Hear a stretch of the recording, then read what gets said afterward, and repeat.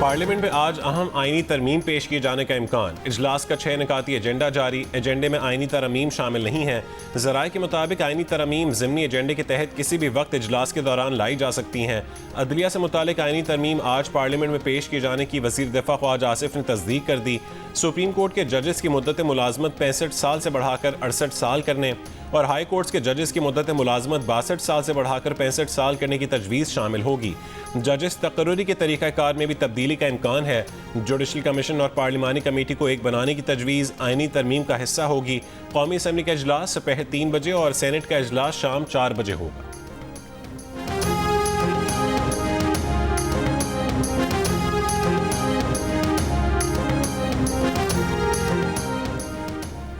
आईनी तरमीम पर पार्लिमानी पार्टी को एतमाद में लेने का फैसला। वज़ीर आज़म शहबाज शरीफ ने पार्लिमानी पार्टी का इजलास आज शाम 7 बजे वज़ीर आज़म हाउस में तलब कर लिया। ज़राए के मुताबिक वज़ीर आज़म आईनी इस्लाहात के बारे में पार्लिमानी पार्टी को एतमाद में लेंगे। इजलास के बाद अरकान को शाया भी दिया जाएगा।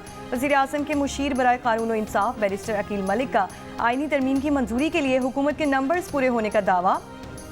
जियो न्यूज़ के प्रोग्राम नया पाकिस्तान में गुफ्तगू करते हुए कहा कि जजेस के रिटायरमेंट की उम्र में इजाफे की तजवीज़ ज़ेर गौर है, मगर इससे किसी जज की हक तलफी नहीं होगी। रिटायरमेंट की उम्र बढ़ाने से तमाम मौजूदा जजेस का फ़ायदा होगा। मौलाना फजलुर रहमान भी कह चुके हैं कि चीफ जस्टिस की तैनाती के लिए सिर्फ सीनियरिटी को नहीं देखना चाहिए।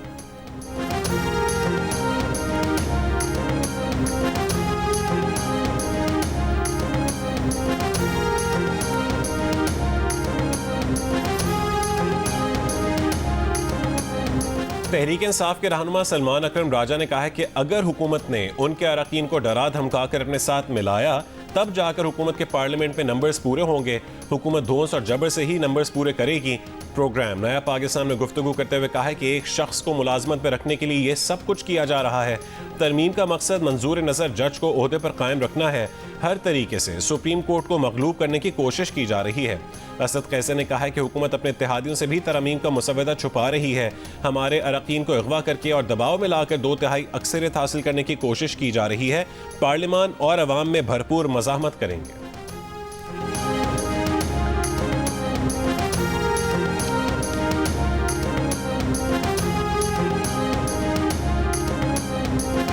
मुस्लिम लीग नून के सेनेटर तलाल चौधरी ने कहा है कि आईनी तरमीम पर तहरीक इंसाफ के सिवा तमाम जमातों और आज़ाद अरकान का इत्तफाकी राय पैदा करने की कोशिश की जा रही है।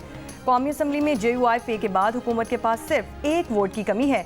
PTI वाले ऑफ द रिकॉर्ड हमसे कहते हैं कि ये तरमीम होनी चाहिए। जियो न्यूज़ के प्रोग्राम आज शाहजेब खानजादा के साथ में गुफ्तगू करते हुए उनका कहना था कि पार्लियामेंट में जो कुछ हुआ वो नहीं होना चाहिए था, लेकिन जो PTI के जलसे में हुआ वो भी नहीं होना चाहिए था। 19वीं तरमीम अदलिया की तरफ से गर्दन पर घुटना रखकर करवाई गई थी।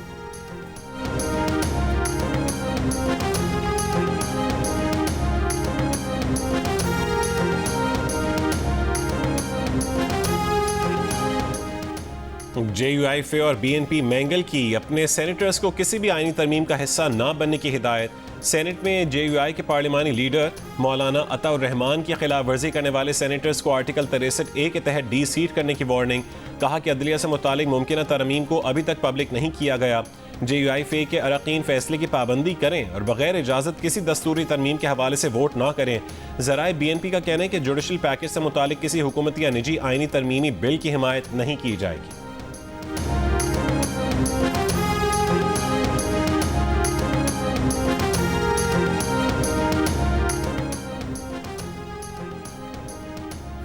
जज तैनाती से मुतालिक 19वीं तरमीम 18वीं तरमीम के सर पर बंदूक रखकर मंजूर करवाई गई। बिलावल भुट्टो का इंकशाफ। कहा फिलहाल अदलिया अपने लिए खुद ही जज मुकर्रर कर रही है। पीपल्स पार्टी काफ़ी देर से इस पर तनकीद कर रही है। बार काउंसिल और बानी PTI दौर के वज़ीर कानून भी इस पर तनकीद कर चुके हैं। जज तैनाती के लिए 18वीं तरमीम में जो तरीक़ाकार तय किया गया था वो वापस लाया जाता है तो ये अच्छी शुरुआत होगी, मगर फैसला एकतरफा नहीं, इत्तफाक़ी राय से करना चाहिए। अगर सियासी इंतकाम की रिवायत ख़त्म करनी है तो मिसाक़े जमहूरियत और नैब इस्लाहात की तरफ जाना होगा। नए मिसाक़े जमहूरियत के लिए भी तैयार हैं।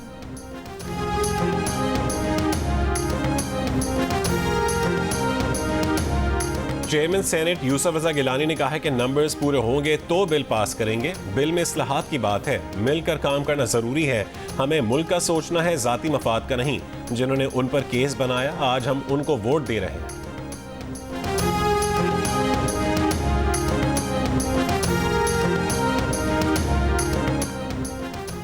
मुस्लिम लीग नून पंजाब के सदर राना सनाउल्लाह ने लाहौर में इजलास बुला लिया। इजलास में पार्टी तंजीम साजी से मुतालिक मामलात ज़ेरे गौर आएंगे। इजलास आज दोपहर 2 बजे मॉडल टाउन सेक्रेटेरिएट में मुनक्किद किया जाएगा।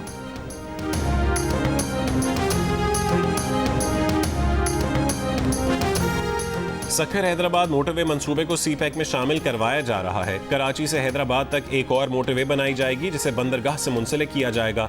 कौमी असम्बली की कायमा कमेटी मनसूबाबंदी को सेक्रेटरी मनसूबाबंदी ने बताया कि रवा माली साल सालाना तरक्याती प्रोग्राम पर पहले ही 300 अरब रुपए कट लग चुका है। तरक्याती बजट 1400 अरब से कम होकर 1100 अरब रुपए रह गया है। खदशा है कि तरक्याती फंड्स में मजीद कटौती हो सकती है।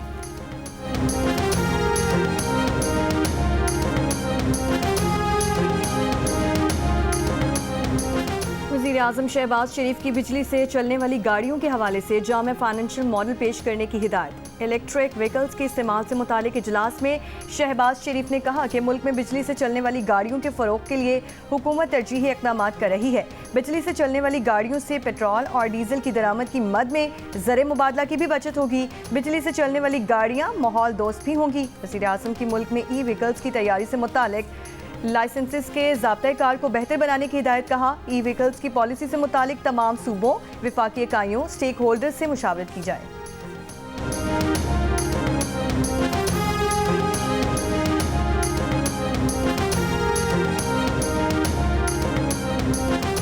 वज़ीर आला पंजाब मरीम नवाज की ज़ेरे सदारत इजलास में पिंक सॉल्ट से रेवेन्यू हासिल करने के लिए तजावीज़ का जायज़ा।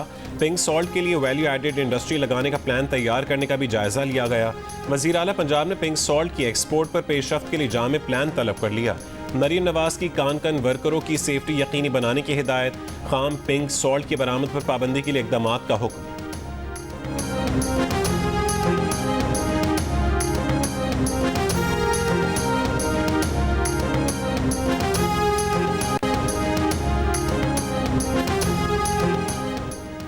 वज़ीर आला पंजाब मरीम नवाज के प्लास्टिक बैग से पंजाब को पाक करने के एक्शन प्लान पर तेजी से काम जारी है। सरकारी दफातर की सतह पर प्लास्टिक फ्री की पॉलिसी पर अमल हो चुका।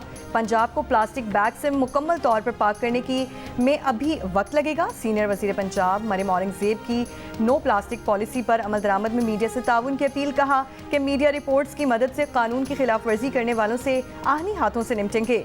2 माह में 77 टन प्लास्टिक कब्जे में लेकर तल्फ किया गया। नो प्लास्टिक पॉलिसी पर सख्ती से अमल जारी रहेगा। कानून की खिलाफ वर्जी जहां भी होगी कार्रवाई करेंगे।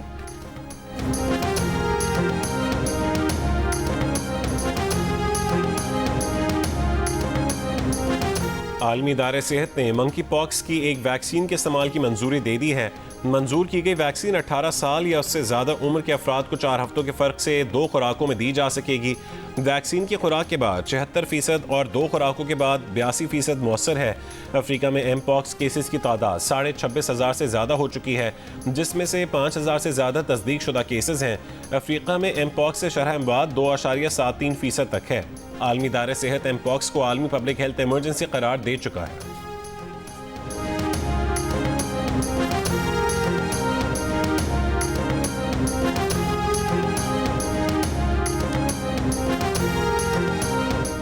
£190 मिलियन रेफरेंस की समाअत आज अडयाला जेल में होगी। बानी पीटीआई और बुशरा बीबी को कमरा अदालत में पेश किया जाएगा। रेफरेंस के आखिरी गवाह तफ्तीशी अफसर मियां उमर नदीम पर आज जिरा होगी। रेफरेंस में मजमूई तौर पर 35 गवाहान के बयानात रिकॉर्ड, 34 पर जिरा हो चुकी। अदालत ने आज आखिरी गवाह पर जिरा के लिए तारीख मुकर्रर की है।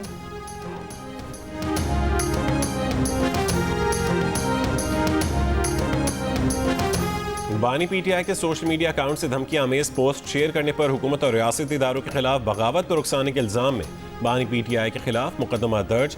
ज़राए के मुताबिक मुकदमा 13 सितंबर को दर्ज किया गया। FIA साइबर क्राइम की 4 रुकनी तफ्तीशी टीम आज सुबह दोबारा तफ्तीश के लिए अडयाला जेल जाएगी। बानी पीटीआई से बगावत के पैगामात और उन्हें आगे फैलाने में मुलव्वस साथियों से मुतालिक पूछा जाएगा। जुमे को बानी पीटीआई ने FIA साइबर क्राइम विंग की तहकीकाती टीम के सामने पेश होने से इनकार कर दिया था और कहा था कि वो वकला की मौजूदगी में ही तफ्तीश में शामिल होंगे। 4 रुकनी टीम अडयाला जेल में 1.25 घंटे से ज़्यादा मौजूद रही थी।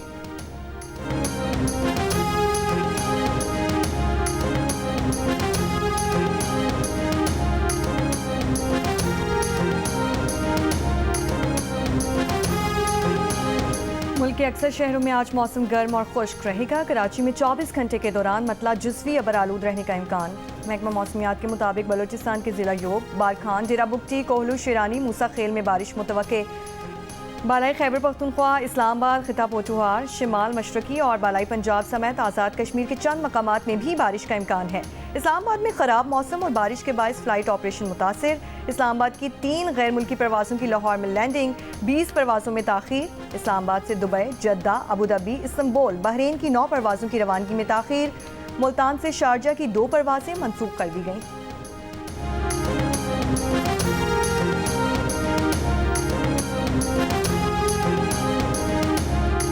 चारसद्दा के इलाके तरंगजई में तेज हवा और बारिश के बायस कमरे की छत गिर गई। मलबे तले दबकर एक ही घर के 5 अफराद जाँ बहक हो गए। मर्दान में पहाड़ पर वाक़ई घर पर आसमानी बिजली गिरने से 5 अफराद जाँ बहक हो गए। पुलिस के मुताबिक अफसोसनाक वाक़या गुज़िश्ता रात पेश आया।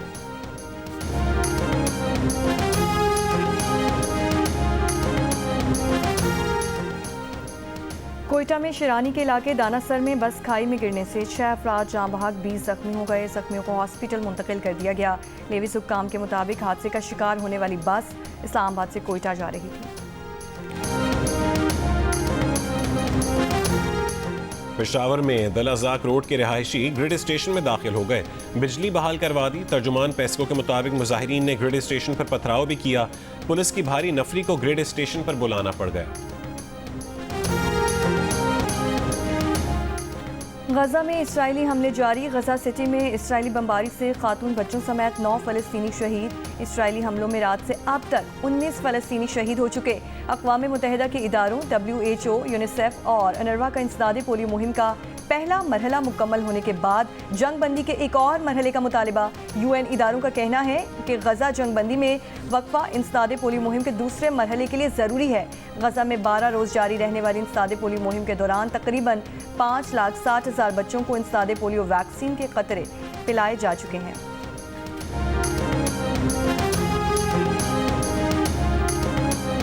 हिज़्बुल्लाह के शुमाली इसराइल में एयर डिफेंस बेस पर रॉकेट हमले। इसराइल का कई रॉकेट तबाह करने का दावा। इसराइली हमलों में 1 शहरी शहीद, 7 जख्मी। गजा पर इसराइली हमलों में 24 घंटों के दौरान 40 फ़लस्तीनी शहीद हो गए। मकबूजा मगरबी किनारे में फिर फौजी ऑपरेशन। तूलकरम में बच्ची समेत 5 फ़लस्तीनी शहीद, 20 घर तबाह हो गए। मुतादिद फ़लस्तीनी गिरफ्तार। बरतानवी वज़ीर आज़म सर कीर स्टारमर की वाइट हाउस आमद। अमरीकी सदर जो बाइडन से मुलाकात। अमरीकी सदर का कहना था कि रूस के सदर यूक्रेन जंग नहीं जीत सके।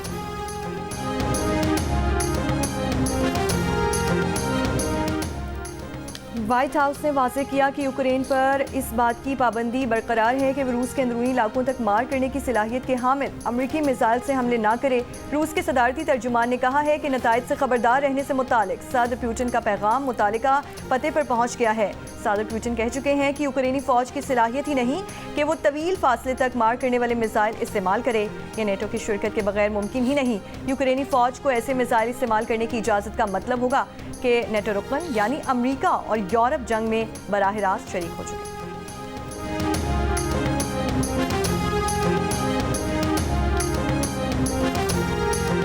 कैथोलिक मसीहियों के रूहानी पेशवा पोप फ्रांसिस ने अमेरिका के दोनों सरफहरिस्त सदारती उम्मीदवारों की मुखालफत कर दी। कहा कि ट्रंप और कामला हैरिस दोनों ही जिंदगी के खिलाफ इकदामात के हामी हैं। कहा ट्रंप इमिग्रेंट्स के खिलाफ है और कामला हैरिस इस्कात हमल की हामी है। ट्रंप और कामला हैरिस के बजाय किसी कम बुरे सदारती उम्मीदवार को वोट देने पर जोर।